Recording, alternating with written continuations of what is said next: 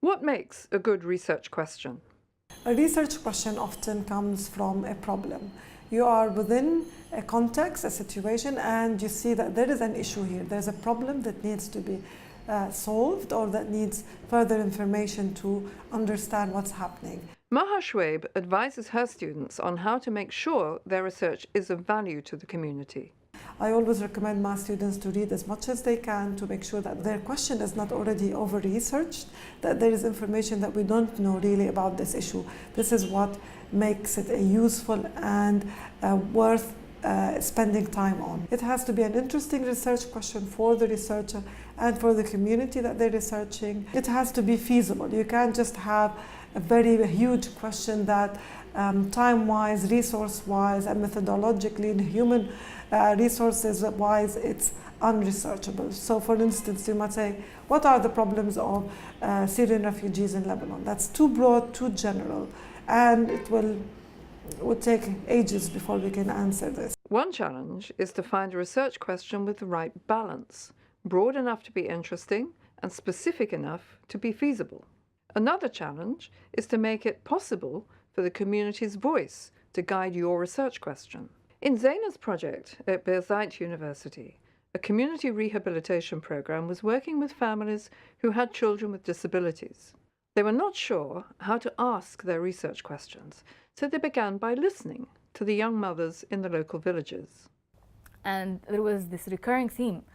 We don't only need focus on our children, we need attention too, as parents, as mothers. We need support as well.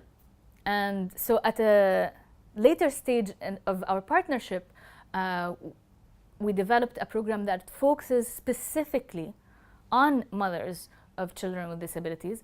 And that program started with, I think, 6 groups in 6 villages, and now has 40 or more. And that new focus on the community's needs had a real impact. It had been such a great success because it had reflected a need that came from the community and from listening well to what was needed on the ground.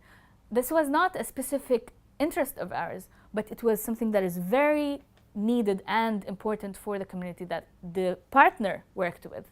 And so that's quite a difference. Once you have the right question, there's still the challenge of how you elicit the useful answers. You can't just pose your research question. So how do you do it? It's through a delicate selection of questions, effectively. Not being too invasive, but trying to get to the point. Not asking anything you don't need to know. If you only need to know one aspect of, say, a person's income, you ask that. You don't start asking things that you don't need to know for the survey.